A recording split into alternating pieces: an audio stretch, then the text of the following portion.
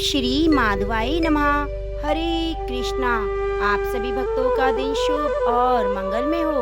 आज प्रिय भक्तजनों, वैशाख मास के शुक्ल पक्ष की पवित्र पावनी, सभी पापों को नष्ट करने वाली, मोह को नष्ट करने वाली मोहिनी एकादशी का पवित्र व्रत है। यदि कोई साधक इस दिन व्रत भी नहीं करता लेकिन भगवान श्री हरि की पूजा करता है, व्रत कथा को सुनता है, वैशाख मास माहात्म्य की पवित्र कथाओं को सुनता है, तो उसे संपूर्ण पुण्य फल की प्राप्ति होती है। तो आज मैं आपको सुनाने जा रही हूँ वैशाख मास माहात्म्य में सुनी जाने वाली कहानियाँ, साथ ही एकादशी व्रत की बड़ी ही पवित्र कथा।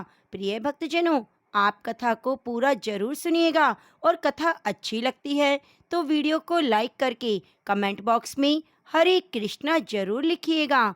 प्रतिदिन की तरह सबसे पहले कथा का शुभ आरंभ करते हैं गणेश भगवान की एक छोटी सी कहानी से। गणेश जी का मेला लग रहा था, सब मेले में जा रहे थे।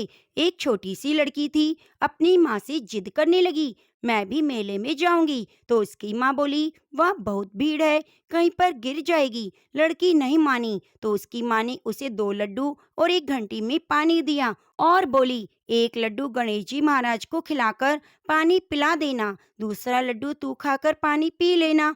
लड़की मेले में चली गई। मेला खत्म होने पर सब अपने घर आने लगे। वह लड़की वहीं पर बैठ गई। एक लड्डू तुमको, एक लड्डू मुझको, इस प्रकार सारी रात बीत गई। गणेश जी ने सोचा, अगर लड्डू नहीं खाऊंगा तो लड़की घर नहीं जाएगी। वे छोटा सा रूप बनाकर आए, लड़की से एक लड्डू लेकर खाया और पानी पी लिया और कहा, कुछ मांग ले। लड़की बोली, अन्न मांगू, धन मांगू, लक्ष्मी मांगू, 9 खंड महल मांगू, बांदी मांगू, खूटी हार, सेज भरतार, रुंझुन बैल, बस इतना ही मांगू। गणेश जी बोले, छोटी सी दिखती है पर सब कुछ मांग लिया, अब अपने घर पर जा, तुझे सब मिलेगा। घर आई तो लड़की की माँ बोली, इतनी देर कहाँ लगाई? लड़की बोली, मैं गणेश जी को लड्डू खिलाकर पानी पिलाकर आई हूँ। गणेश जी की कृपा से उसके घर में सब कुछ हो गया। हे गणेश जी महाराज, जैसे आपने उस लड़की को दिया वैसे सबको देना। प्रेम से बोलिए, गौरी पुत्र गणेश की जय। अब आइए वैशाख मास में कई सुनी जाने वाली तुलसी सींचने की बड़ी ही पावन कथा का श्रवण करते हैं।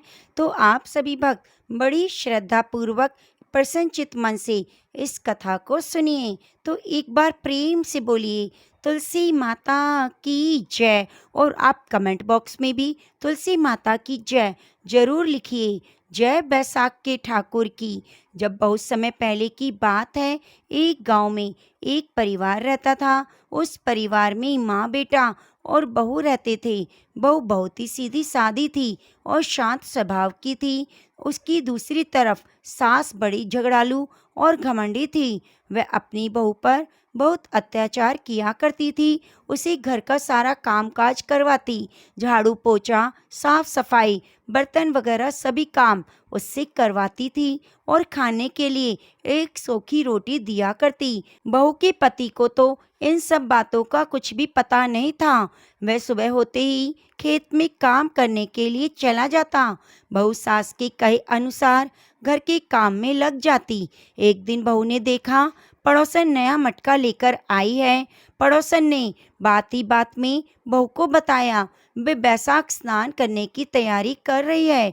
बहू को बैसाख मास के बारे में कुछ भी पता नहीं था, इसलिए वह पड़ोसन से पूछने लगी। तो पड़ोसन ने उसे पूरी जानकारी देते हुए बताया कि बैसाख का पवित्र महीना तुरंत फल देने वाला है। साथ ही तुलसी माता की महिमा भी बहू को बता दी और कहा, अगर कोई बैसाख में सिर्फ स्नान करके तुलसी माता को सींचे तब भी उसके जीवन की सभी परेशानियों का अंत हो जाता है। अब बहू अपनी सास के व्यवहार से बहुत दुखी थी, तो उसने सोचा, हो सकता है तुलसी माता की पूजा के प्रताप से ही मेरे जीवन में सब ठीक हो जाए। यह सोचकर बहू ने अपने मन में तुलसी माता की पूजा और बैसाख स्नान का निर्णय लिया। शाम को तुलसी और बैसाख की महिमा उसने अपनी सास को बता दी। फिर सास बोली, कोई ज़रूरत नहीं है, कोई नियम वियम लेने की, घर का काम करो, बस यही तुम्हारे लिए पूजा पाठ है। अब बहू क्या कहती? वह चुप हो गई। बैसाख मास शुरू हो गया। अब बहू ने क्या किया? वह सुबह जल्दी उठ जाती और जल्दी उठकर नदी पर स्नान करने चली जाती। वही एक घड़े में पानी भरती और तुलसी माता के पौधे को सींच देती। फिर वहीं बैठकर तुलसी माता की कहानी सुन लेती। ये बहू ने नियम ले लिया। सास के जागने से पहले ही वे घर वापस आ जाती। अब रोज का सिलसिला हो गया। किसी तरह 15 दिन हो चुके। एक दिन सास सुबह जल्दी उठ गई। उसने देखा बहू तो घर में नहीं है। उसे लगा कहीं कुछ गड़बड़ जरूर है। अगले दिन भी सास जल्दी उठी तो उस दिन भी बहू घर में नहीं थी। सास समझ गई जरूर ये बैशाख स्नान कर रही है, तुलसी सींच रही होगी। अब सास सोचने लगी अगर मैं इसको मुंह से बोलूंगी तो घर में बेकार में लड़ाई झगड़ा होगा। उसने सोचा क्या करूं, बहू का नित्य कैसे छुड़ाऊं। अगले दिन सास ने उसका मटका बदल दिया। पक्के मटके की जगह कच्ची मिट्टी का मटका रख दिया। सुबह अंधेरे में ही बहू कच्ची मिट्टी का मटका लेके नदी पर चली गई। बहू ने स्नान किया। फिर उसने मटके में जल भरने के लिए जैसे ही मटका नदी में डुबोया, मटका गल गया, सारी मिट्टी बह गई। बहू यह देखकर रोने लगी। वह तुलसी माता के पास जाकर रोने लगी। रोते रोते बोली, हे तुलसी माता, आज मेरा नियम टूट गया, मुझे क्षमा कर दीजिए। तुलसी माता उसके सामने साक्षात प्रकट हुई और बोली, आज तुमने जल के स्थान पर अपने आंसुओं से मुझे सींचा है, तुम्हारा नियम पूरा हुआ। बहू ने कहा, माता मैं कल जल कैसे लेकर आऊंगी? अगर मेरी सास को पता चला मैंने मटका नदी में बहा दिया तो वह बहुत गुस्सा हो जाएगी। तुलसी माता ने उसे एक मटका दिया जिसे लेकर वो खुशी खुशी घर आई। सास ने देखा मटका सोने का था। अब सास से पूछने पर बहू ने सारी बात सच सच बता दी। सास अंदर से तो बहुत खुश थी पर बाहर से नाटक करते हुए बोली, अगर सोने के मटके में जल लेकर जाओगी तो गांव वाले इसको छीन लेंगे। तुम कल फिर जाना और अपनी तुलसी माता के सामने रोना, दूसरा मटका मांग लेना। अब बहू बेचारी बहुत सीधी सादी थी, उसको कुछ भी ऐसा लालच नहीं था। अगले दिन सुबह तुलसी माता के पास जाकर फिर से रोने लगी। तुलसी माता के पूछने पर उसने सारी बात बता दी। तुलसी माता ने उसे एक चांदी का मटका दिया। बहू चांदी का मटका लेकर खुशी खुशी घर पर आ गई, लेकिन उसकी सास ने उसको भी रख लिया और अपनी बहू से फिर अगले दिन रोने को कहा। अब बहू सास के डर से कुछ बोली नहीं। फिर तुलसी माता के पास जाकर बैठ गई और रोने लगी। तुलसी माता ने आकर सारा हाल पूछा तो उसने रोते रोते सारी बात बता दी। तुलसी माता ने कहा, तेरी सास का लालच कभी खत्म नहीं होगा। आज तू मिट्टी का मटका ले जाकर यह कह दे कि तुलसी माता ने उसे एक मिट्टी का मटका ही दिया है।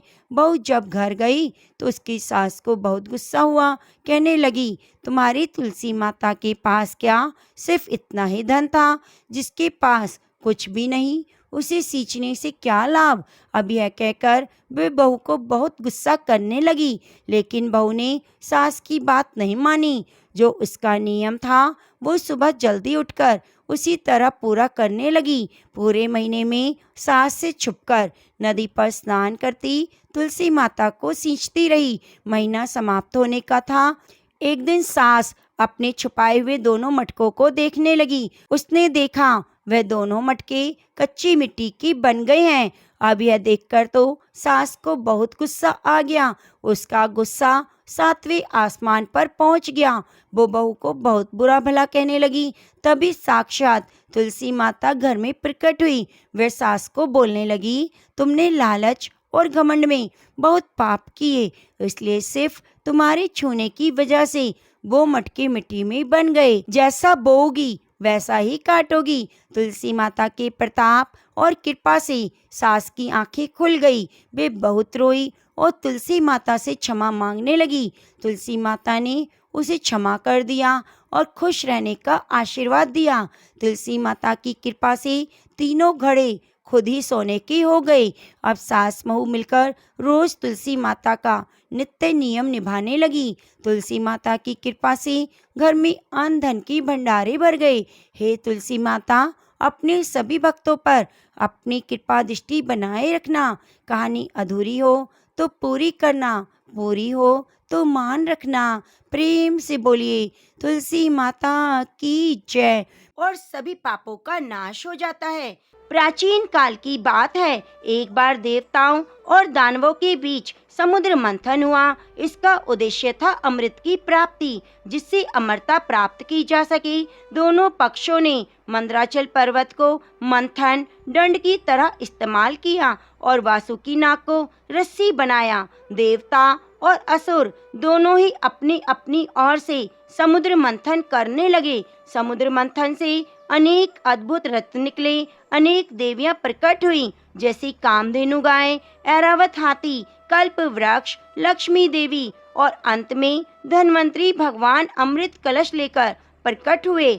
जैसे ही अमृत कलश प्रकट हुआ, दानवों की नीयत बदल गई। उन्होंने अमृत हड़पने की कोशिश की और देवताओं को उसमें भी कुछ भी ना मिले, इसका वे षड्यंत्र रचने लगे।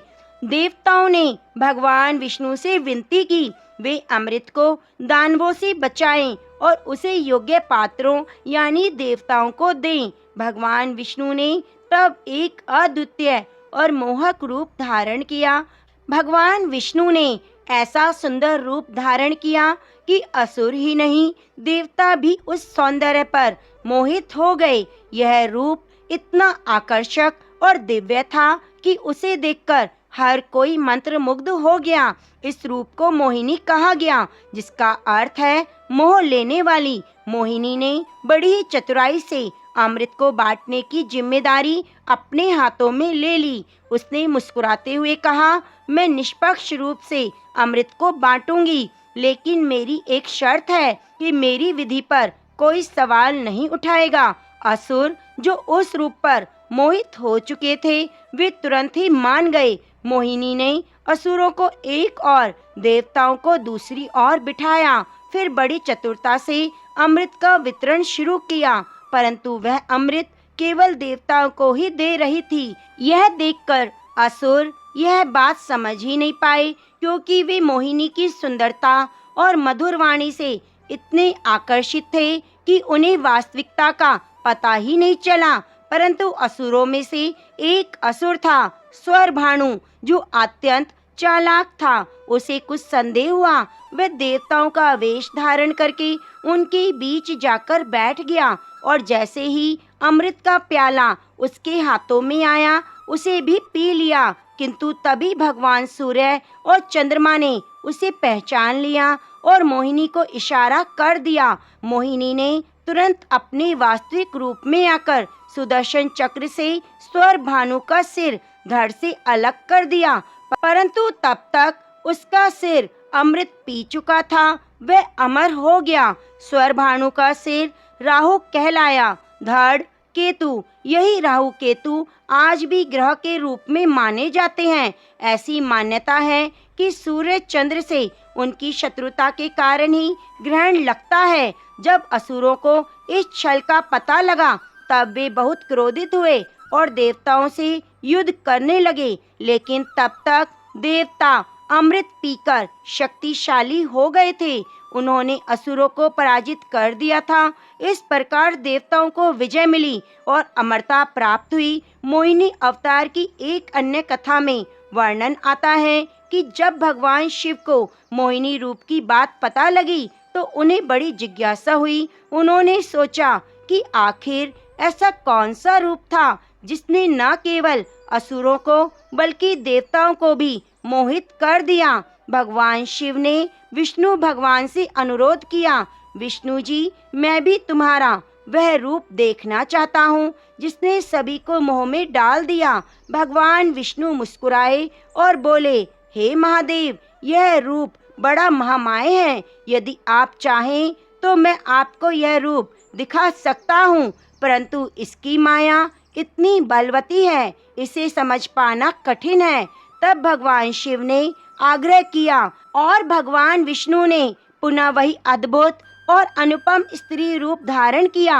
अत्यंत ही सुंदर, मोहक और अलौकिक जंगल की पृष्ठभूमि में जब भगवान विष्णु ने मोहिनी का रूप लिया तो शिवजी भी उस रूप को देखकर कुछ क्षणों के लिए मोहित हो उठे। वह रूप इतना मनोहर था कि शिवजी जैसे योगी भी अपनी समाधि स्थिति से विचलित हो गए। उस मोहिनी रूप की माया में फंसकर भगवान शिव ने उसका पीछा भी किया और बाद में जब उन्हें अपनी स्थिति का भान हुआ तो वे मुस्कुराए और बोले, हे विष्णु, तुम वास्तव में लीला करने वाले हो। तुम्हारी माया अकल्पनीय है। मैंने आज स्वयं अनुभव किया कि कैसे यह जगत माया के अधीन है। तो प्रेम से बोलिए, लक्ष्मी नारायण भगवान की मोहिनी अवतार की जय। प्रिय भक्तजनों, अब आइए सुनते हैं बैसाख मास की पवित्र मोहिनी एकादशी की व्रत कथा। शीतल मंद पवन बह रही थी। हस्तिनापुर की गलियों में वैदिक मंत्रों की ध्वनि गूंज रही थी। धर्मराज युधिष्ठिर राजमहल में अपने बंधुओं सहित धर्म चर्चा में लीन थे। तभी राजसभा के द्वार पर शंख ध्वनि गूंज उठी। द्वारकाधीश श्री कृष्ण अपने रथ पर सवार होकर पधार चुके थे। उनकी आभा सूर्य के तेज को भी पराजित कर रही थी। रथ पर चढ़े श्री हरि करुणा की है धार। हस्तिनापुर पधारे भक्तन के आधार। धर्मराज युधिष्ठिर ने प्रेम पूर्वक श्री कृष्ण का स्वागत किया और चरणों में प्रणाम कर कहा, हे मधुसूदन, आप समस्त लोगों के ज्ञाता हैं। धर्मराज युधिष्ठिर कहने लगे, हे कृष्ण, बैसाख मास के शुक्ल पक्ष की एकादशी का नाम क्या है? उसकी कथा क्या है? व्रत की विधि क्या है? यह सब मुझे विस्तार पूर्वक बताइए। तब भगवान श्री कृष्ण कहने लगे, हे धर्मराज, जब सीता जी के वनवास के बाद रामचंद्र जी बहुत व्यथित थे। श्री राम जी ने वशिष्ठ ऋषि से पूछा, हे गुरुदेव, कोई ऐसा व्रत बताइए जिससे सभी पाप और दुखों का नाश हो जाए। मैंने सीता जी के वियोग में बहुत ही दुख भोगा है। महर्षि वशिष्ठ बोले, हे राम, आपने बहुत सुंदर प्रश्न किया है। आपकी बुद्धि अत्यंत शुद्ध और पवित्र है। यद्यपि आपका नाम स्मरण करने से मनुष्य पवित्र और शुद्ध हो जाता है, तो भी लोकहित में यह प्रश्न अच्छा है। बैसाख मास में जो एकादशी आती है उसका नाम मोहिनी एकादशी है। इसका व्रत करने से मनुष्य सभी पापों से छूटकर मोह जाल से मुक्त हो जाता है। मैं इसकी कथा को कहता हूँ, तुम ध्यान पूर्वक सुनो। सरस्वती नदी के तट पर भद्रावती नाम की एक नगरी में द्युतिमान नामक चंद्रवंशी राजा राज्य करता था। वह धन धान्य से संपन्न और पुण्यवान धनपाल नामक वैश्य भी रहता था। वह अत्यंत धर्मालु और विष्णु भक्त था। उसने नगर में अनेक भोजनालय, प्याऊ, कुएं, सरोवर, धर्मशालाएं आदि बनवाए। सड़कों पर आम, जामुन, नीम आदि के अनेक वृक्ष भी लगवाए।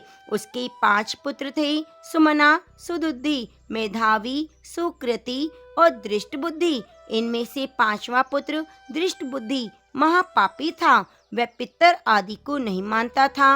वह वैश्या, दुराचारी मनुष्यों की संगति में रहकर जुआ खेलता, पर स्त्री के साथ भोग विलास करता, मदमांस का सेवन करता। इसी प्रकार अनेक कुकर्मों में वह पिता के धन को नष्ट करता रहता था। इन्हीं कारणों से त्रस्त होकर पिता ने उसे घर से निकाल दिया। घर से बाहर निकलने के बाद वह अपने गहने कपड़े बेचकर अपना निर्वाह करने लगा। जब सब कुछ नष्ट हो गया तो वैश्या और दुराचारी साथियों ने उसका साथ छोड़ दिया। अब वह भूख और प्यास से अति दुखी रहने लगा। कोई सहारा न देख चोरी करना सीख गया। एक बार वह पकड़ा गया तो वैश्य का पुत्र जानकर चेतावनी देकर छोड़ दिया, मगर दूसरी बार फिर पकड़ में आ गया। राज आज्ञा से इस बार उसे कारागार में डाल दिया गया। कारागार में उसे अत्यंत दुख दिए गए। बाद में राजा ने उसे नगरी से निकल जाने के लिए कहा। वह नगरी से निकल वन में चला गया। वहाँ वन्य पशु पक्षियों को मारकर खाने लगा। कुछ समय बाद वह बहेलिया बन गया और धनुष बाण लेकर पशु पक्षियों को मार मार कर खाने लगा। एक दिन भूख प्यास से व्यथित होकर वह खाने की तलाश में घूमता हुआ कौंडिन्य ऋषि के आश्रम में पहुंचा। उस समय बैसाख मास था। ऋषि गंगा स्नान कर रहे थे। उनके भीगे वस्त्रों के छींटे उस पर पड़ने से कुछ सुबुद्धि प्राप्त हुई। वह कौंडिन्य मुनि से हाथ जोड़कर कहने लगा, हे मुने, मैंने जीवन में बहुत पाप किए हैं। आप इन पापों से छूटने का कोई उपाय बताइए। उसके दीन वचन सुनकर मुनि ने कहा, तुम बैसाख मास के मोहिनी एकादशी का व्रत करो, इससे सभी पाप नष्ट हो जाएंगे। मुनि के वचन सुनकर वह अत्यंत प्रसन्न हुआ। उनके द्वारा बताई गई विधि के अनुसार व्रत किया। हे राम, इस व्रत के प्रभाव से सभी पाप नष्ट हो जाते हैं। अंत में गरुड़ पर बैठकर विष्णु लोक को गया। इस व्रत से मोह आदि सभी नष्ट हो जाते हैं। संसार में इससे बढ़कर कोई व्रत नहीं। इसके महात्म्य को पढ़ने से सुनने से 1000 गोदान का फल प्राप्त होता है। आगे महर्षि वशिष्ठ जी द्वादशी तिथि का महात्म्य बताते हुए कहते हैं, हे राजन, इन सब पुण्यवर्धनी तिथियों में शुक्ल पक्ष की द्वादशी संपूर्ण पापों का नाश करने वाली है। बैसाख मास में शुक्ल पक्ष की द्वादशी के दिन बछड़े सहित गौ का दान करना, ब्राह्मण भोजन कराना, गंगा तट पर ग्रहण के समय दान करना, दुर्भिक्ष के समय प्रतिदिन करोड़ों मनुष्यों को भोजन कराने के बराबर है। एक दिन एक चुटकी अन्न देना भी कोटि ब्राह्मणों को भोजन कराने के फल के बराबर है। तुलसी के कोमल पत्तों से भगवान विष्णु को दूध द्वारा स्नान कराने से राजसूय अश्वमेघ यज्ञों के समान फल मिलता है। चंदन आदि का दान सायंकाल के समय करने से आने वाली व्याधियों से सदैव मुक्त रहता है। शालिग्राम शिला का दान करने से संपूर्ण पापों से छूटता है।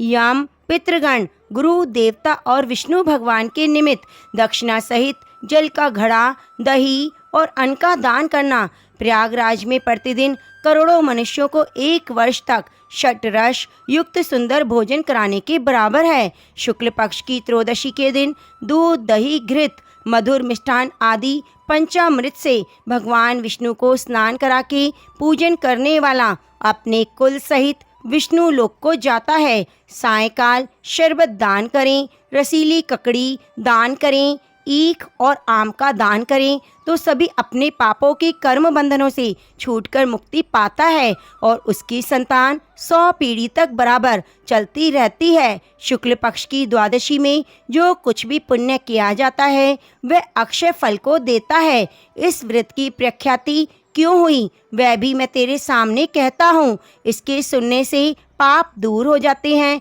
ये अत्यंत मंगलकारी कथा है। प्राचीन काल में कश्मीर देश में देवदत्त नामक ब्राह्मण हुआ। उसकी मालती नाम की एक पाप रूपी पुत्री सत्यशील नाम के बड़े विद्वान ब्राह्मण को ब्याही गई। उसका पति उसे अपने यवन देश को ले गया, परंतु वह रूप यौवन संयुक्ता कभी भी पति की प्रिया न हुई। वह उससे सदा द्वेष रखती थी। वह अपने पति पर क्रोध करके उसे वशीभूत करने की इच्छा से पतित स्त्रियों के बताए हुए अनुसार अपने पति को दास के समान वश में करने के लिए वशीकरण की औषधि लेने के लिए योगिनी के मंदिर में जाकर योगिनी को प्रसन्न करने लगी। वह दुराचारिणी बहुत शीघ्र ही उस कुटी में भी जा पहुंची जो बहुत लंबी चौड़ी और कांतिमान थी, जिसमें 100 स्तंभ बने हुए थे, जो सुसज्जित थी, जिसमें दीपक जगमगा रहे थे।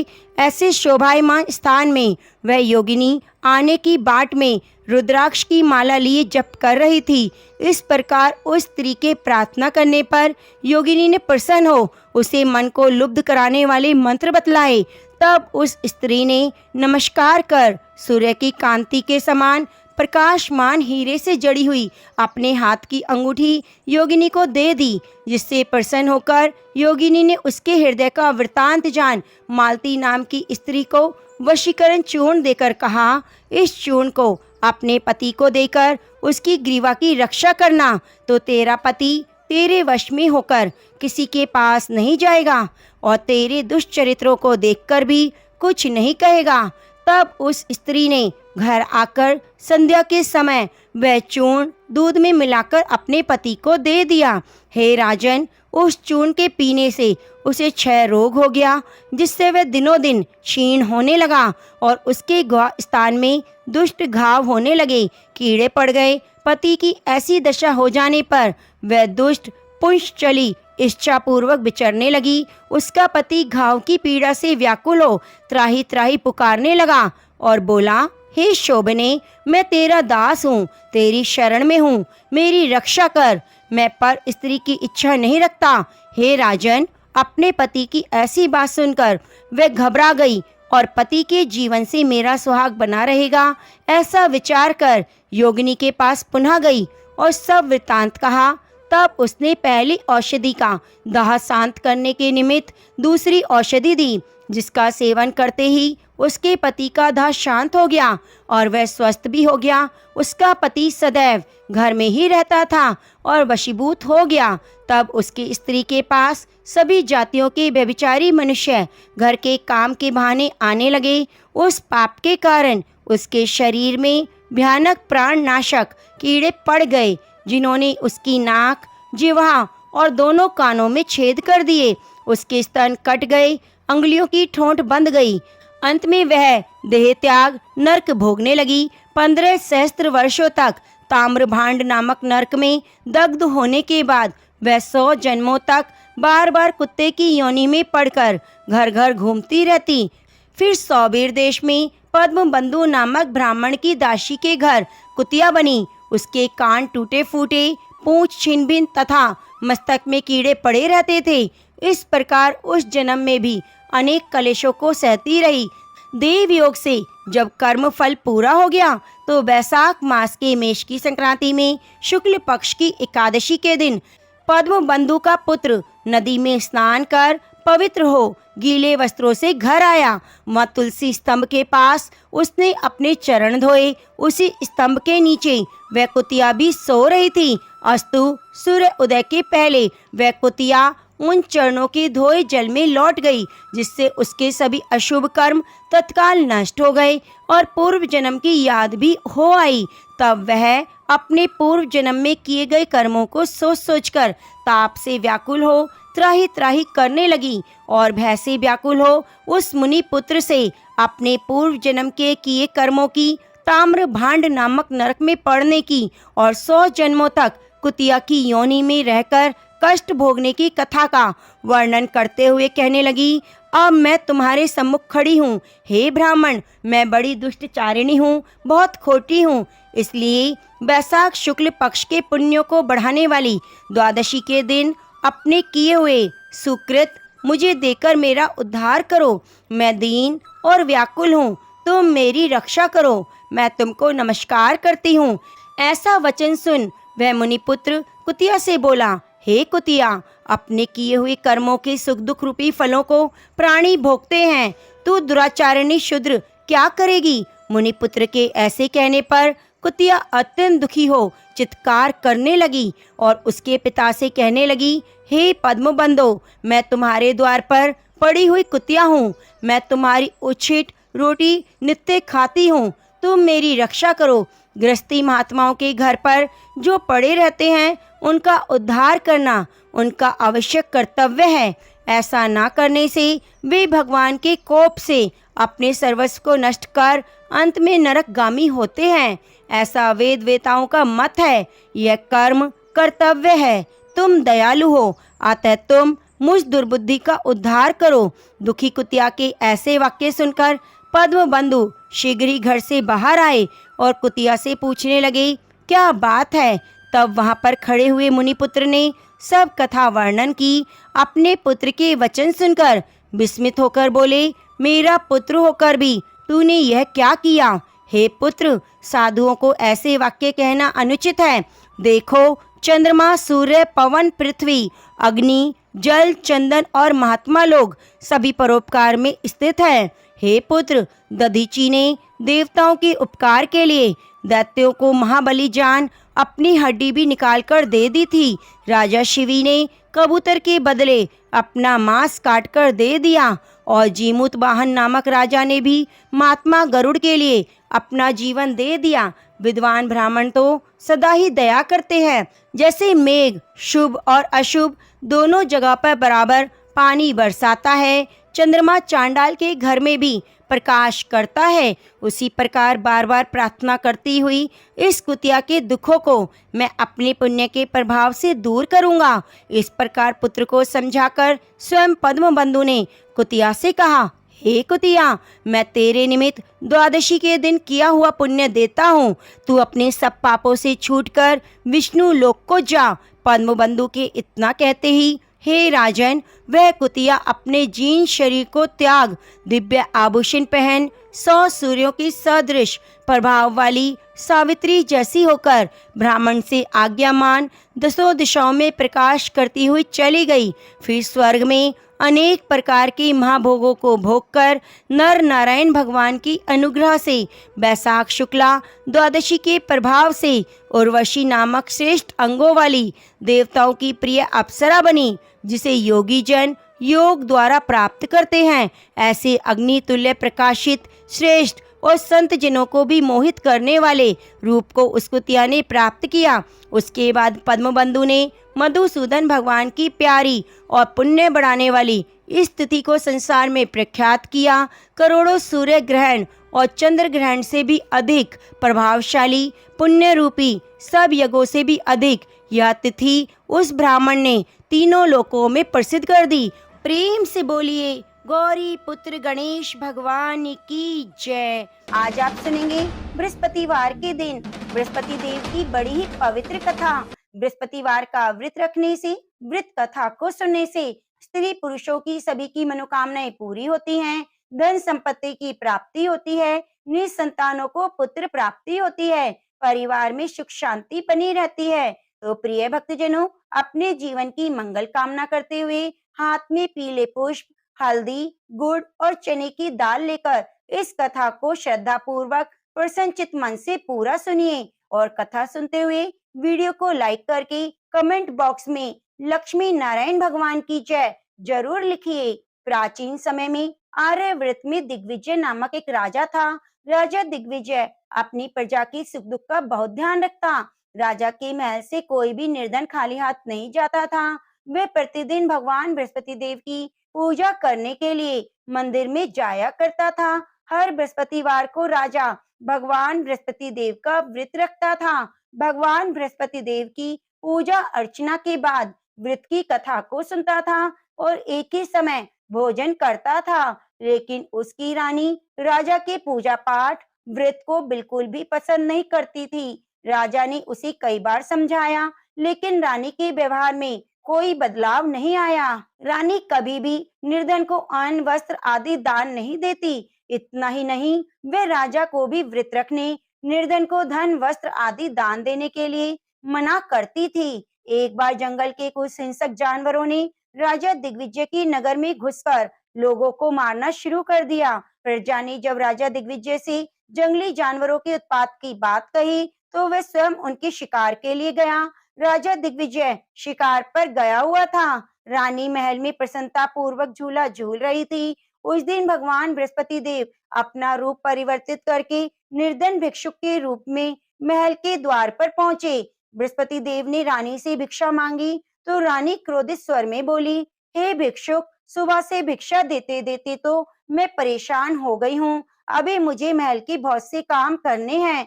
महल के कामों से अवकाश मिले तो मैं तुम्हें कुछ भिक्षा दूं। भगवान बृहस्पति देव ने कहा, हे देवी, भिक्षा देने में भला कितना समय लगता है?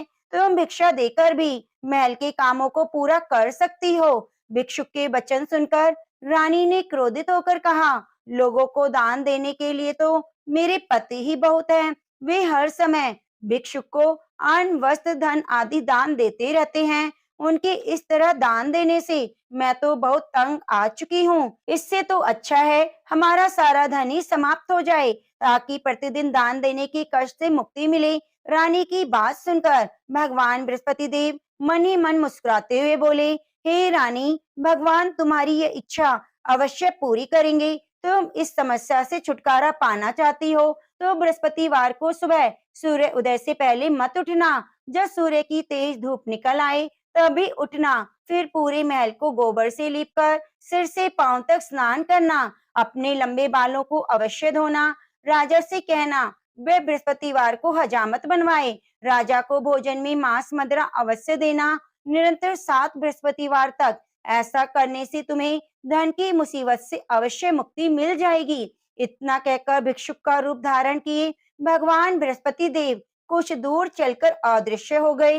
रानी अपने पति की दान देने की आदत से ऐसे ही बहुत परेशान हो चुकी थी, इसलिए कुछ सोचकर उसने परेशानी से छुटकारा पाने के लिए भिक्षुक की बताई बातों का पालन करने का निश्चय किया। राजा ने रानी को ऐसा ना करने के लिए कहा, लेकिन रानी अपनी जिद पर अड़ी रही। उसने राजा को धमकी दी, यदि तुमने मेरी कथा अनुसार काम नहीं किया तो मैं महल छोड़कर चली जाऊंगी। रानी की इस बात से राजा बहुत डर गया, क्योंकि रानी के महल छोड़ देने से पूरे राज्य में उसकी बदनामी हो सकती थी। विवश हो राजा को रानी की बात स्वीकार करनी पड़ी। 3 बृहस्पतिवार के बाद उसे कुछ करने की जरूरत ही नहीं पड़ी, क्योंकि तीसरे बृहस्पतिवार को ही सारा धन समाप्त हो गया था। राजा का अन्न भंडार खाली हो गया था। दूसरों को अन्न वस्त्र दान देने वाला राजा खुद अन्न के अभाव में भूखा मरने लगा। उस समय राजा ने अपनी रानी से कहा, रानी अब मैं इस नगर में नहीं रह सकता। यहाँ तो हम किसी से भिक्षा भी नहीं मांग सकते, इससे हम अपमानित होंगे। मैं अब परदेश जा रहा हूँ, वहाँ कोई काम धंधा करूंगा, शायद हमारे भाग्य बदल जाएं। यह कहकर रानी को महल में छोड़कर राजा धन कमाने के लिए परदेश चला गया। परदेश में उसने जंगल से लकड़ी काट कर लाने और नगर में बेचने का काम शुरू कर दिया। इधर रानी को कई कई दिन खाने को कुछ नहीं मिलता था, अतः रानी अपने अच्छे दिनों की याद करके आंसू बहाती रहती। एक दिन रानी ने भूख से परेशान होकर अपनी दासी से कहा, दासी, समीप के नगर में मेरी एक बहन रहती है, वे बहुत धनवान है, तो उसके पास जाकर 5 सेर अनाज ले आ। उस अनाज से कुछ दिन तो पेट भरेगा, उसके बाद कहीं मेहनत मजदूरी करके काम चलाएंगे। रानी की बात सुनकर दासी चल पड़ी। जब दासी रानी की बहन के पास पहुंची तो वह भगवान बृहस्पति देव की पूजा अर्चना कर रही थी। दासी ने 5 सेर अनाज मांगा, लेकिन पूजा में व्यस्त बहन ने उसकी बात पर ध्यान नहीं दिया। दासी कुछ देर वहां बैठकर खाली हाथ महल में लौट आई। उसने रानी से आकर कहा, हे रानी, तुम्हारी बहन तो बहुत अभिमानी है। अधिक धन होने के कारण वह किसी की सुनती भी नहीं। मेरी बात का भी उसने कोई उत्तर नहीं दिया, बस पूजा पाठ करती रही। आखिर मुझे खाली हाथ ही लौटना पड़ा। रानी ने उदास मन से कहा, दासी, जब बुरे दिन आते हैं तो कोई सहायता नहीं करता, अपने भी मुंह मोड़ लेते हैं। ये सब हमारे भाग्य का दोष है। उधर पूजा पाठ के बाद रानी की बहन ने जब दासी की ओर देखा तो वह वहां से जा चुकी थी। बहन ने सोचा, अवश्य मेरी बहन पर कोई विपत्ति आ पड़ी है, तभी तो उसने दासी को भेजकर 5 सेर अनाज मंगवाया है। यह सोचकर वह एक घोड़ा गाड़ी पर सवार हो रानी से मिलने चल पड़ी। रानी के महल में पहुंचकर उसने कहा, बहन, मुझे क्षमा करना। जब तुम्हारी दासी आई थी उस समय मैं बृहस्पति देव की पूजा कर रही थी, इसलिए पूरी वृत्त कथा सुने बिना मैं उठ नहीं सकती थी। बृहस्पति देव का पूजन समाप्त करके जब मैं उठी तो तुम्हारी दासी वहां से लौट आई थी। रानी ने बहन को सारी दुख भरी कहानी सुनाकर कहा, मैंने दासी को 5 सेर अनाज लाने के लिए भेजा था। बहन ने रानी की कहानी सुनकर कहा, बहन, मैं बृहस्पतिवार का व्रत रखकर भगवान बृहस्पति देव की पूजा करती हूँ। भगवान बृहस्पति देव सबका कल्याण करते हैं। तुम भी भगवान बृहस्पति देव का स्मरण करके अपने महल के किसी कक्ष में जाकर देखो, शायद कहीं अनाज रखा मिल जाए। बहन की बात सुनकर रानी ने मन में सोचा, उसकी धनवान बहन अवश्य ही उसका उपहास कर रही है। लेकिन भगवान बृहस्पति देव का नाम लेकर वह महल के एक कक्ष में गई। उस कक्ष के अंधेरे कोने में एक घड़ा रखा हुआ था। रानी ने उसमें हाथ डालकर टटोला तो सचमुच उस घड़े में अनाज भरा हुआ था।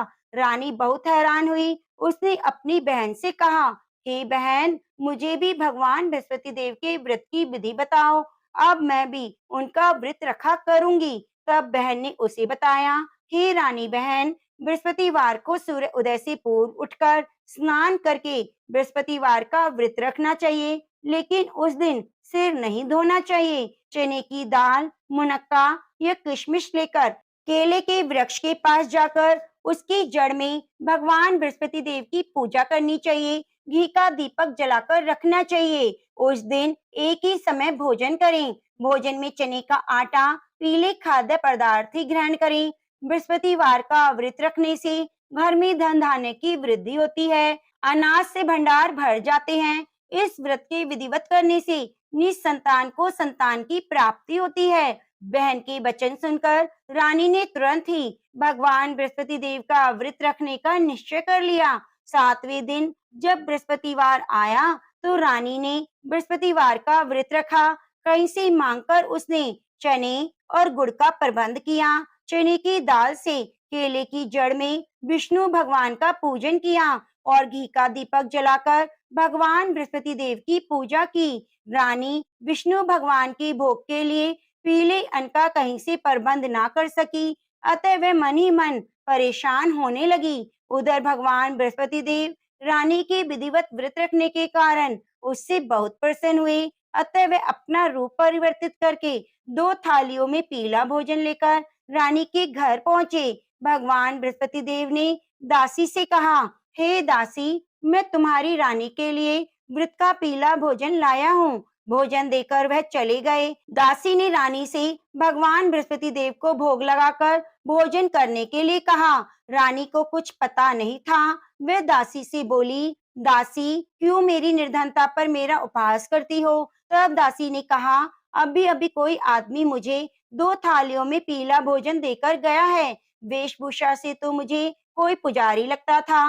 रानी ने बृहस्पति भगवान को भोग लगाया, फिर बचा हुआ भोजन दासी के साथ बैठकर ग्रहण किया। रानी प्रत्येक बृहस्पतिवार को विधिवत व्रत रखकर बृहस्पति देव की पूजा करने लगी। रानी के व्रत रखने से भगवान बृहस्पति देव बहुत प्रसन्न हुए। रानी के महल में धन की वर्षा होने लगी। कुछ ही दिनों में रानी के पास काफी धन एकत्रित हो गया। उसकी अन्न के भंडार भी भर गए। इतना सब कुछ होने से रानी पुनः पहले की तरह आलसी और अभिमानी हो गई। एक दिन रानी ने किसी भिक्षुक को आलस्य के कारण खाली हाथ लौटा दिया तो दासी ने कहा, रानी जी, आप फिर पहले की तरह धन संपत्ति पाकर आलसी हो गई हो। निर्धन को अपने द्वार से खाली हाथ लौटाना अच्छा नहीं होता। भगवान बृहस्पति देव की अनुकंपा से हमें अत्यधिक धन और अन्न मिला है, इसलिए आलस्य छोड़कर हमें निर्धनों को दिल खोलकर दान देना चाहिए। दान देने से आपके परिवार का नाम होगा और भगवान बृहस्पति देव प्रसन्न होकर आपका कल्याण करेंगे।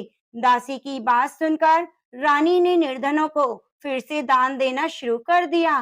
कई निर्धन ब्राह्मणों को धन देकर उनकी कन्याओं के विवाह में सहायता की। रानी की सब जगह प्रशंसा होने लगी। धन संपत्ति मिलने के बाद रानी को राजा की याद सताने लगी। रानी ने एक दिन दासी से कहा, दासी, पता नहीं मेरे स्वामी परदेश में किस हाल में होंगे, मुझे अब उनका पता लगाना चाहिए। रानी ने पूजा के समय भगवान बृहस्पति देव से प्रार्थना की कि उसके पति को जल्दी घर लौटने का स्मरण कराएं। उसी रात भगवान बृहस्पति देव परदेश में रह रहे राजा दिग्विजय के स्वप्न में आकर बोले, हे राजन, तुम अपने नगर को लौट जाओ, तुम्हारी रानी तुम्हें याद कर रही है।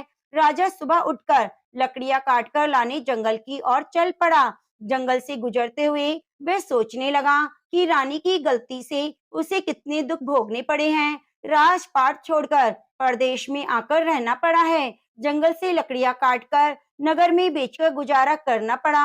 उसी समय बृहस्पति भगवान एक सन्यासी के वेश में राजा के पास पहुंचे। भगवान ने राजा से पूछा, हे लकड़हारे, तुम किस चिंता में डूबे हुए हो? राजा ने दुखी मन से अपनी सारी बात उस सन्यासी को बताई। उसकी कथा अनुसार सन्यासी ने कहा, हे लकड़हारे, तुम्हारी पत्नी ने भिक्षुक को धन नहीं देने के कारण आलस्य किया था। इससे भगवान बृहस्पति देव क्रोधित हो गए थे। उनके क्रोधित होने से तुम्हारी ऐसी हालत हुई है। लेकिन अब चिंता करने की कोई बात नहीं। तुम घर लौटकर विधिवत भगवान बृहस्पति देव का व्रत रखना आरंभ कर दो। बृहस्पति देव का व्रत रखकर चने की दाल और गुड़ को जल से भरे बर्तन में डालकर केले के वृक्ष की पूजा करो। उसके बाद व्रत की कथा सुनो, स्वयं भी व्रत कथा कह सकते हो। इस प्रकार व्रत करने से भगवान बृहस्पति देव तुम्हारी सभी मनोकामनाएं पूरी करेंगे। राजा ने सन्यासी से कहा, हे सन्यासी, मैं भगवान बृहस्पति देव की पूजा करना तो चाहता हूँ, लेकिन लकड़ियां काटकर बेचने से बस अपना पेट ही भर पाता हूँ। भगवान की पूजा के लिए धन कहाँ से लाऊं? राजा की बात सुनकर सन्यासी का रूप धारण किए भगवान बृहस्पति देव ने कहा, भगवान बृहस्पति देव का स्मरण कर तुम जंगल में जाकर लकड़ियां काटना, फिर उन्हें नगर में ले जाकर बेचना। तुम्हें इतना धन मिल जाएगा कि तुम अपने भोजन के साथ गुड़ और चने भी खरीद सकोगे। यह कहकर सन्यासी ने भगवान बृहस्पति देव की कथा लकड़हारे को सुनाई। प्राचीन समय में बसंतपुर नगर में एक निर्धन ब्राह्मण रहता था। ब्राह्मण के कोई संतान नहीं थी। उसकी पत्नी बहुत फूहड़ औरत थी। वह सुबह काफी धूप निकलने के बाद उठती थी, प्रतिदिन स्नान भी नहीं करती, भगवान की पूजा करने की तो कभी सोचती भी नहीं थी। सुबह उठते ही वह पहले भोजन करती, घर में सफाई करना उसे कतई पसंद नहीं था। ब्राह्मण अपनी पत्नी के इस आचरण से बहुत दुखी रहता था। भगवान की अनुकंपा से उस ब्राह्मण की पत्नी गर्भवती हुई और उसने 10वें महीने में एक सुंदर कन्या को जन्म दिया। निर्धन ब्राह्मण कन्या के जन्म से बहुत दुखी हुआ। धीरे धीरे ब्राह्मण की कन्या बड़ी होने लगी। बचपन से ही उस कन्या की रुचि भगवान विष्णु की पूजा में थी। वह प्रातः उठते ही स्नान आदि करके भगवान विष्णु की पूजा करने मंदिर में जाती थी। बृहस्पतिवार को व्रत रखकर विधिवत पूजा पाठ करती थी, फिर पढ़ने के लिए पाठशाला जाती थी। घर से चलते हुए वह मुट्ठी भर जौ लेकर जाती और रास्ते में थोड़े थोड़े जौ गिराती जाती थी। जब वह पाठशाला से घर लौटती तो जौ के दाने सोने में बदले हुए मिलते। लड़की सभी सोने के दाने बीन लाती थी। एक दिन जब वह सोने के दानों को साफ कर रही थी तो उसकी माँ ने कहा, बेटी, सोने के दाने साफ करने के लिए सोने का सूप होना चाहिए। अगले दिन बृहस्पतिवार था। उसने भगवान बृहस्पति देव की पूजा करते हुए प्रार्थना की, हे भगवान, यदि मैंने आपका व्रत विधिवत किया हो तो मुझे सोने का सूप दे दो। भगवान बृहस्पति देव ने उसकी मनोकामना पूरी करने का वचन दिया। पाठशाला से लौटते समय उसे रास्ते में एक सोने का सूप पड़ा हुआ मिला। घर लौटकर सोने का सूप अपनी माँ को दिखाकर वह सोने के दाने साफ करने लगी। उस सुंदर लड़की को सोने के सूप में जौ साफ करते देखकर राजकुमार उस पर मोहित हो गया। महल में लौटकर राजकुमार ने राजा से उस लड़की से विवाह करने की इच्छा प्रकट की। तो राजा ने ब्राह्मण को महल में बुलाकर राजकुमार से उसकी लड़की के विवाह की बात कही। ब्राह्मण शहर से तैयार हो गया। धूमधाम से उस लड़की का विवाह राजकुमार से हो गया। दुल्हन बनकर ब्राह्मण की लड़की महल में चली गई। लड़की के चले जाने से ब्राह्मण फिर निर्धन हो गया। उसे कई कई दिन तक भोजन नहीं मिलता था। बहुत दुखी होकर ब्राह्मण एक दिन अपनी लड़की के पास गया।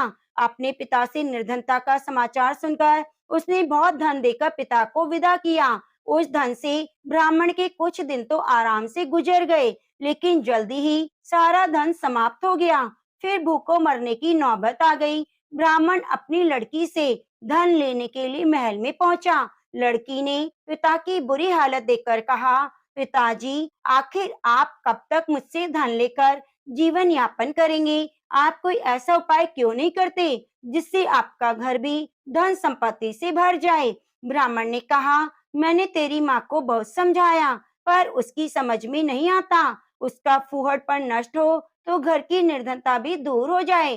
तब कुछ सोचकर लड़की ने अपने पिता से कहा, पिताजी, आप कुछ दिनों के लिए माँ को मेरे पास छोड़ जाओ। ब्राह्मण अपनी पत्नी को लड़की के पास महल में छोड़ आया। लड़की ने अपनी माँ से कहा, माँ, तुम प्रातःकाल उठकर स्नान आदि करके भगवान विष्णु की पूजा करना। पूजा करने से तुम्हारी निर्धनता दूर हो जाएगी। लेकिन माँ ने उसकी कोई बात नहीं मानी। तब क्रोधित होकर लड़की ने अपनी माँ को एक कमरे में बंद कर दिया। सूर्य उदय के समय माँ को उठाया, जबरदस्ती स्नान कराया, फिर मंदिर ले जाकर भगवान बृहस्पति देव की पूजा कराई। कुछ दिनों तक ऐसा करने से उस लड़की की माँ की बुद्धि में परिवर्तन हुआ। वह स्वयं बृहस्पतिवार का व्रत रखने लगी। उसके व्रत रखने से ब्राह्मण के घर में भगवान विष्णु की अनुकंपा से धन की वर्षा होने लगी। दोनों पति पत्नी धन धान्य पाकर आनंद पूर्वक जीवन यापन करते हुए विष्णु धाम को चले गए। लकड़हारा बने राजा ने सन्यासी से भगवान बृहस्पति देव की यह कथा सुनकर बृहस्पतिवार का व्रत रखकर भगवान विष्णु की पूजा की। उस दिन से उसके सभी कलेश दूर हो गए। लेकिन अगले बृहस्पतिवार को काम काज की अधिकता के कारण उसने भगवान बृहस्पति देव का व्रत नहीं रखा। भगवान बृहस्पति देव इससे उस लकड़हारे बने राजा दिग्विजय पर बहुत क्रोधित हुए, उन्हें भूल की सजा दी। उस दिन नगर के राजा ने नगर में घोषणा करके सबको सूचित किया कि प्रत्येक नागरिक मेरे महल में भोजन करने आए, जो नहीं आएगा उसे भारी दंड दिया जाएगा। लकड़हारा बने राजा ने उस नगर के राजा की घोषणा तो सुनी, लेकिन जंगल से लकड़ी काट कर लाने और बेचने में देर हो जाने के कारण वह समय पर महल में भोजन करने नहीं जा सका। अतः राजा के सैनिक लकड़हारे को पकड़कर महल में ले गए। राजा ने उसे महल के एक कक्ष में बिठाकर भोजन कराया। उस कक्ष में एक खूंटी पर रानी का सोने का हार लटका हुआ था। लकड़हारा अकेला उस कक्ष में भोजन कर रहा था। तभी उसने एक आश्चर्यजनक घटना घटते देखी। देखते ही देखते खूंटी हार को निगल गई। थोड़ी देर के बाद नगर के राजा ने हार को गायब देखा तो लकड़हारे को कारावास में डलवा दिया। लकड़हारा मन ही मन अपने भाग्य को कोसने लगा। तभी उसे जंगल में मिले सन्यासी को स्मरण हो आया। थोड़ी देर में भगवान बृहस्पति देव सन्यासी के रूप में उसके सामने प्रकट हुए और कहा, हे लकड़हारे, तूने भगवान बृहस्पति देव की पूजा नहीं की, इसी कारण तुम्हें कष्ट हुआ है। लेकिन अब चिंता मत करो, बृहस्पतिवार के दिन कारागार के दरवाजे पर पैसे पड़े हुए मिलेंगे। भगवान बृहस्पति देव का व्रत रखकर उन पैसों से पूजा सामग्री मंगाकर उनकी पूजा करोगे तो तुम्हारे सभी दुख दूर हो जाएंगे। बृहस्पतिवार के दिन दरवाजे पर पड़े मिले पैसों से चने और गुड़ मंगाकर लकड़हारे ने बृहस्पतिवार की कथा सुनाई तो भगवान बृहस्पति देव ने प्रसन्न होकर उस नगर के राजा को स्वप्न में लकड़हारे को कारागार से मुक्त करने को कहा। सुबह राजा ने अपने कक्ष में जाकर देखा तो खूंटी पर रानी का हार मिल गया। राजा ने लकड़हारे को मुक्त कर दिया और बहुत सा धन और आभूषण देकर विदा किया। लकड़हारा बना राजा उस नगर से चलकर अपने नगर में पहुंचा तो नगर में कुएं, धर्मशालाएं, बाग बगीचे देखकर बहुत खुश हुआ। राजा ने एक व्यक्ति से पूछा, ये नगर में कुएं, धर्मशालाएं, बाग बगीचे किसने बनवाए? उस व्यक्ति ने राजा को बताया, ये सब रानी और दासी ने बनवाए। राजा नगर के जिस भी आदमी से इसके बारे में पूछता तो सभी रानी और दासी का नाम बताते।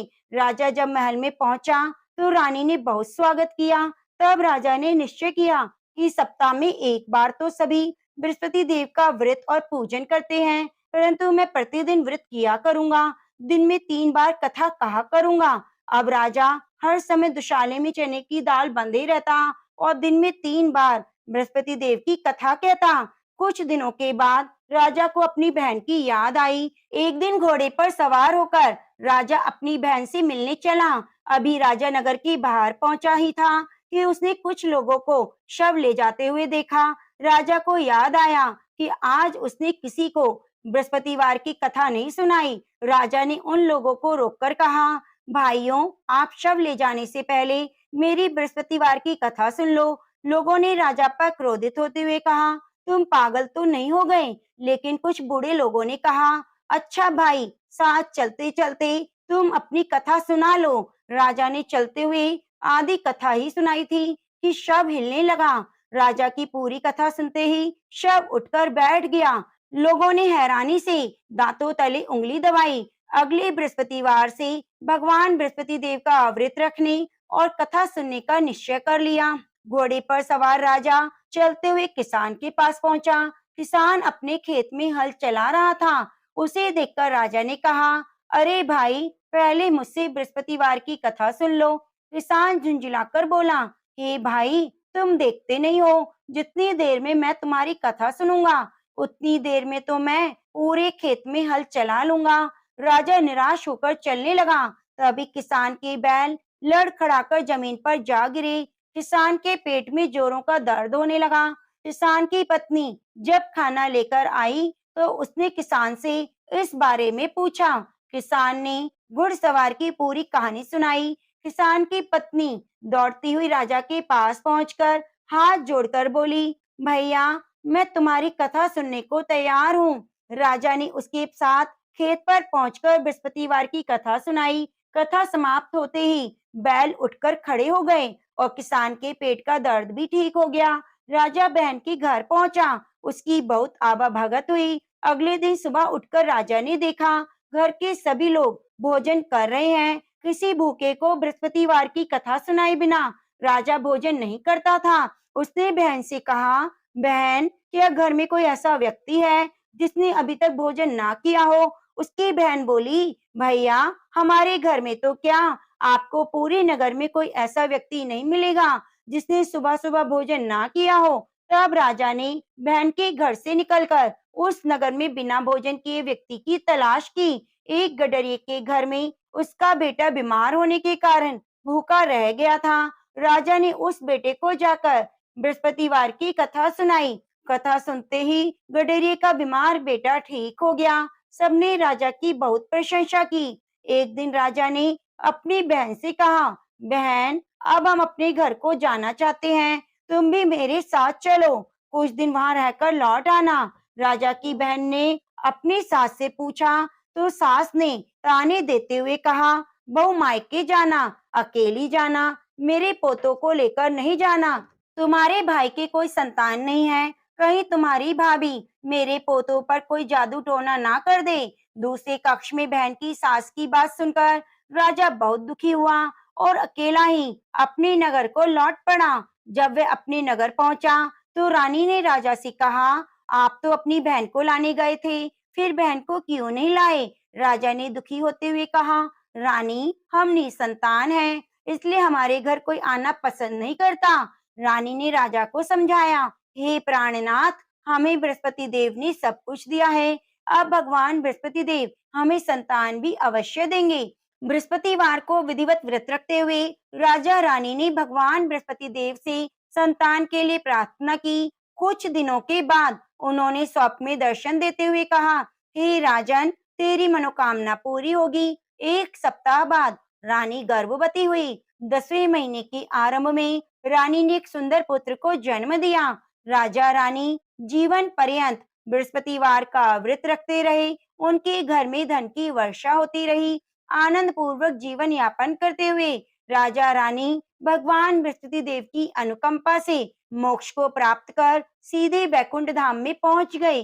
बृहस्पतिवार को विधिवत व्रत रखकर जो स्त्री पुरुष भगवान विष्णु की पूजा करता है, उसकी सभी मनोकामनाएं पूरी होती हैं। तो प्रेम से बोलिए, बृहस्पति देव की जय, लक्ष्मी नारायण भगवान की जय। शांतिकारं भुजंग शयनम पद्मनाभं सुरेशम विश्वधारं गगन सदृशम मेघवर्णं शुभांगं लक्ष्मीकांतं कमलनयनं यो विध्याने गम्यं वंदे विष्णुं भव्यहरणं सर्वलोकैकनाथं। प्रिय भक्तजनों, अब आइए सुनते हैं बृहस्पति देव की आरती। ओम जय बृहस्पति देवा, स्वामी जय बृहस्पति देवा, छिने छिने भोग लगाऊं, कदली फल मेवा। ओम जय बृहस्पति देवा, तुम पूर्ण परमात्मा, तुम अंतर्यामी, स्वामी तुम अंतर्यामी, जगत पिता जगदीश्वर, तुम सबके स्वामी। ओम जय बृहस्पति देवा, चरणामृत निज निर्मल, सभी पातक की हरता, स्वामी सभी पातक की हरता, सकल मनोरथ दायक, कृपा करो भरता। ओम जय बृहस्पति देवा। तन मन धन अर्पण कर। जो जन शरण पड़े प्रभु, जो जन शरण पड़े प्रभु, प्रकट तभी होकर आकर द्वारे खड़े। ओम जय बृहस्पति देवा। दीन दयाल दयानिधि भक्त हितकारी, पाप दोष सभी हरता भव बंधन हारी। ओम जय बृहस्पति देवा। सकल मनोरथ दायक सभी संशय हारी, विषय विकारी मिटाओ संतन सुखकारी। ओम जय बृहस्पति देवा। जो कोई आरती तेरी प्रेम सहित गावे, जेठानंदी आनंद कर सो निश्चय फल पावे। ओम जय बृहस्पति देवा। ओम जय बृहस्पति देवा। ओम जय बृहस्पति देवा। प्रेम से बोलिए लक्ष्मी नारायण भगवान की जय। प्रिय भक्तजनों, यदि आपको हमारे द्वारा सुनाई गई कथा थोड़ी सी भी अच्छी लगी है तो कृपया वीडियो को ज्यादा से ज्यादा शेयर कीजिए, लाइक कीजिए और कमेंट करना बिल्कुल भी ना भूलिए। मिलते हैं अगली कथा कहानी के साथ। बगल में बनी घंटी को भी दबा लीजिए, जिससे आने वाली प्रत्येक कथा की नोटिफिकेशन आपको सबसे पहले मिल सके।